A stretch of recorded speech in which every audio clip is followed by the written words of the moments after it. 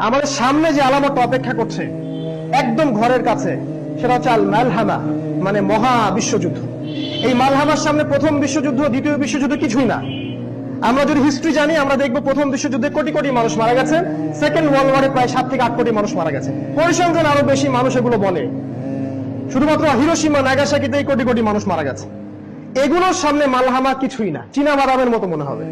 যে মালহামাটা সামনে আসছে, যে মহা বিশ্বযুদ্ধ সামনে আসছে, তার সামনে এই প্রথম বিশ্বযুদ্ধ আর দ্বিতীয় বিশ্বযুদ্ধ কিচ্ছু না। আপনি বিশ্বাস করেন, কিছুই না। উদাহরণ দিচ্ছি, রাসূল সাল্লাল্লাহু আলাইহি ওয়াসাল্লাম বলেছেন যে শীঘ্রই ফোরাত নদী, ইউফ্রেটাস, যেটার নাম দিয়েছে ফোরাত, ফোরাতের নাম চেঞ্জ করে নাম দিয়েছে ইউফ্রেটাস। এখানে একটা কথা না বললে জাস্টিস হবে না।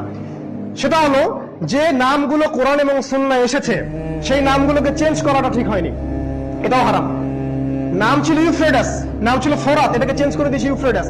নাম ছিল কনস্টান্টিনোপল, চেঞ্জ করে দিয়েছে ইস্তাম্বুল। নাম ছিল জাজিরাতুল আরব, চেঞ্জ করে নাম দিয়েছে সৌদি আরব। সৌদি আরব নাম কোথা থেকে আসলো? এটা কি কোনো রাজবংশের দেশ? সৌদি আরবিয়া এটা কোনো নাম নয়, নাম ছিল জাজিরাতুল আরবিয়া। এর দুটো অংশ ছিল, একটা ছিল হিজাজ, একটা ছিল নাজদ। একটা ছিল হিজাজ, একটা ছিল নাজদ। নাজদ আর হিজাজ এখন উঠে গেছে, এখন আপনারা রিয়াদ বলেন। কিন্তু জানেন এগুলো কেন লুকানো হয়েছে? কারণ এগুলো সম্পর্কে রাসূল সাল্লাল্লাহু আলাইহি ওয়াসাল্লামের ভবিষ্যৎবাণী ছিল। আমি কয়েকটা বলছি। রাসূল সাল্লাল্লাহু আলাইহি ওয়াসাল্লাম বলেছেন কিয়ামতের পূর্বে মুমিনদের একটা দল কনস্টান্টিনোপল বিজয় করবে। কনস্টান্টিনোপল নামটা যেন আমরা ভুলে যাই, এই জন্য নাম দিয়েছে ইস্তাম্বুল, এটা তুর্কিরা দিয়েছে। রাসূল সাল্লাল্লাহু আলাইহি ওয়াসাল্লাম একবার দোয়া করছিলেন, ইয়া আল্লাহ শামের জন্য বরকত দিন, ইয়েমেনের জন্য বরকত দিন। তখন নাজদের মানুষরা বলেছিলেন, ইয়া রাসূলুল্লাহ আমাদের নাজদের জন্য দোয়া করুন। নাজদ মানে হচ্ছে আপনার এই যে রিয়াদ কন্টিনেন্টটা, সৌদি আরবের দক্ষিণ সাইডটা। তখন রাসূল সাল্লাল্লাহু আলাইহি ওয়াসাল্লাম বলেছিলেন নাজদের জন্য দোয়া। নাজদ থেকে তো ফিতনা বের হবে, নাজদের জন্য ধ্বংস, নাজদ থেকে তো শয়তানের শিং বের হবে। এখন এই হাদিসগুলো আমরা গোপন করেছি, নাজদ নামটা উঠিয়ে দিয়েছি।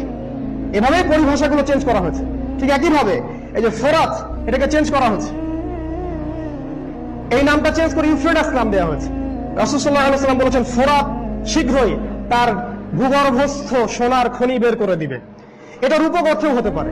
সোনার খনির জন্য আমরা অনেকে ওয়েট করছি যে সোনার একটা পাহাড় বের হবে, তারপরে যুদ্ধ হবে। এটা নাও হতে পারে।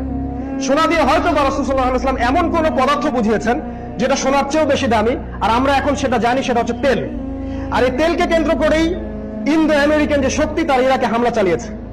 সত্য কথা কাউকে না কাউকে বলতে হবে। তাদের উদ্দেশ্য একটাই, মুসলিমদের সম্পদ আত্মসাৎ করা, মুসলিম নারীদেরকে ধর্ষণ করা, মুসলিমদেরকে কতল করা। এবং এই বিষয়ে তারা সবাই ঐক্যবদ্ধ, শুধু আমরাই মুসলিমরা বিভক্ত। শীঘ্রই